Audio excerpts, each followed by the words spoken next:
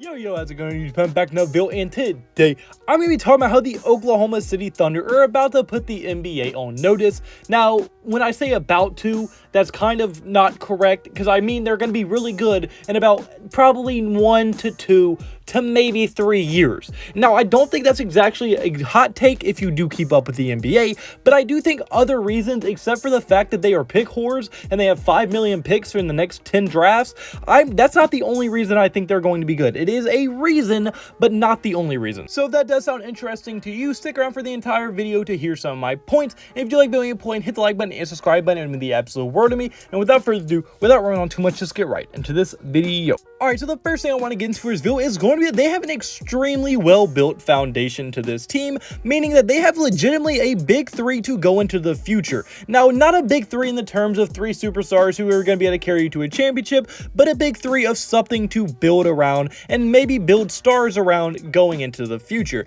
as they do have 3 very nice young players in Shai Gildreouse Alexander, Lugentz Dort, and Josh Giddey. Now, Shai Gildreouse Alexander is one of the best players on this roster, if not the best player on this entire roster. It's between him and Giddey, and right now I think for sure Shai is the better player, as he is already putting up all-star like numbers at only 23 years old, and honestly, if he was on a better team, he might be in the all-star conversation already. And then you have the rookie Josh Giddey, who, if you can't see the potential that just bounces off of him no matter when you watch him, you must be blind. But you know, even a blind person could probably see the amount of potential Josh Giddey has. He is pretty much, like I said in the draft, a less athletic Ben Simmons, and that is what he's been so far, but he's a much better shooter and probably scorer than what Ben Simmons ever was. So I do think he has more of an offensive game because he is willing to, you know, shoot the ball, but I also think he's less athletic. So he's like a less athletic Ben Simmons, but one that is more willing to shoot. So honestly,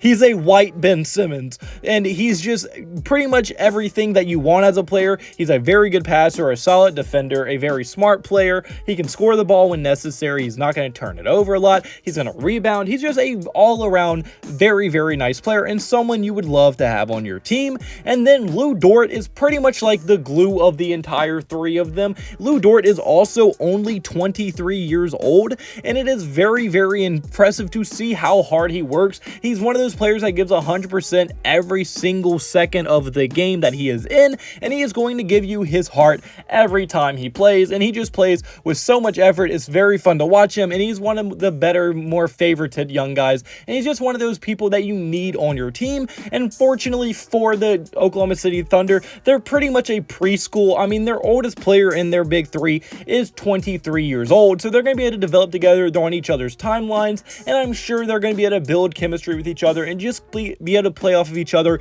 even better going into the future. But I do think this 3 is a great 3 to start building a team around, and I think they could be very solid even as of next year, depending on if they add someone nice in the draft. And now for the second thing in this video is going to be for the growth potential of this roster as a whole. Now, what I mean by this is that the potential of the roster that they currently have growing in the future. Now, obviously, I already touched on their 3 best players in Shai, Giddey, and Dort. All 3 of them, I think, are going to be very good players. Shai will most likely be an all-star eventually. Josh Giddey has all-star potential, and Lugentz Dort will probably be one of the better role players in the entire NBA, as he already is one of that. So I think for sure they're just going to get better and better together. But even outside of that big 3, they do have other players on the team that are very interesting going forward. I really like Tre Mann coming out of the draft, and he has been a kind of solid scorer for them off their bench, but he doesn't have like a defined role either, and I think that would really help. And I think as Tre Mann gets older and older, his scoring game is only going to get better and more efficient, and I think he's going to be a great player for them off their bench. And I just absolutely love Tre Mann as a player in college, to be a late lottery pick or even a mid-first round guy, and that is exactly where he went.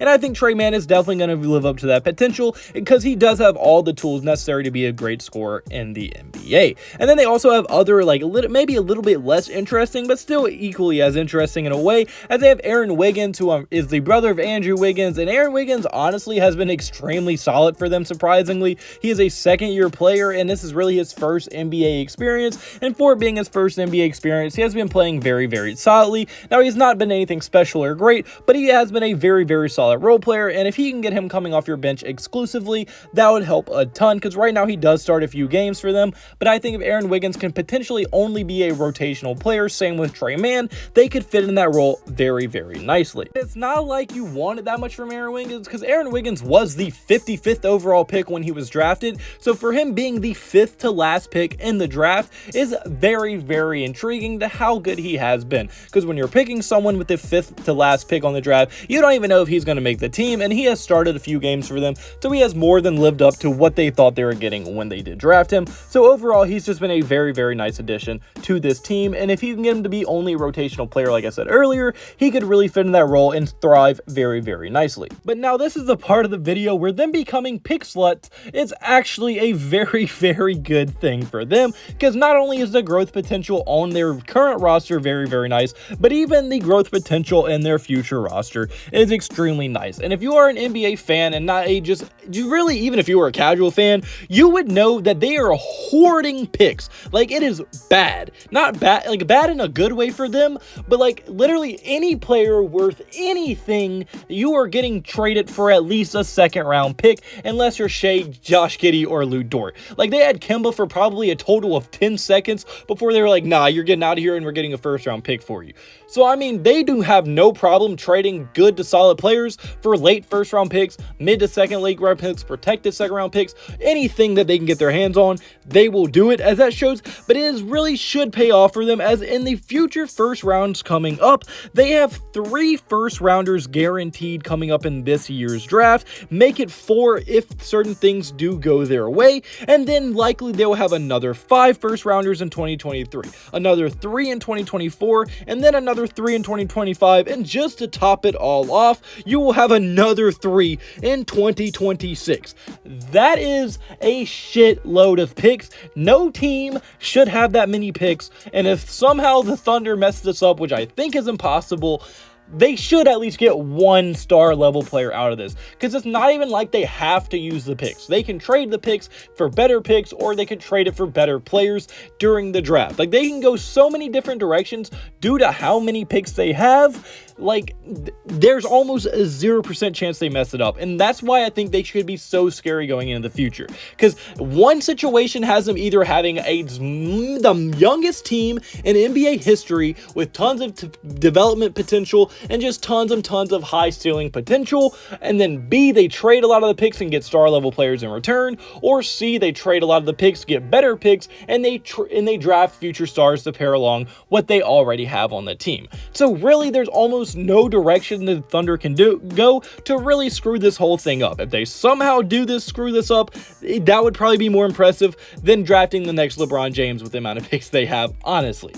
So I do think the Thunder in a few years are going to be very, very scary and could be one of the better teams in the NBA, and could go back to that perennial playoff team that they once were when they had all those superstar level players that they just, for a while, it felt like they just had one on the team at all times. But unfortunately, guys, that's me for this video. So comment below. Do you agree with me? Do you think the Thunder are going to be scary in the future? I want to hear your thoughts in the comment section below. And like I said earlier, if you did like the video, hit the like button and subscribe button. It means the absolute world to me. And I hope you have a blessed day, blessed day. So you have a blessed day. All glory to God. See you in the next video. Goodbye. Boo. Blah.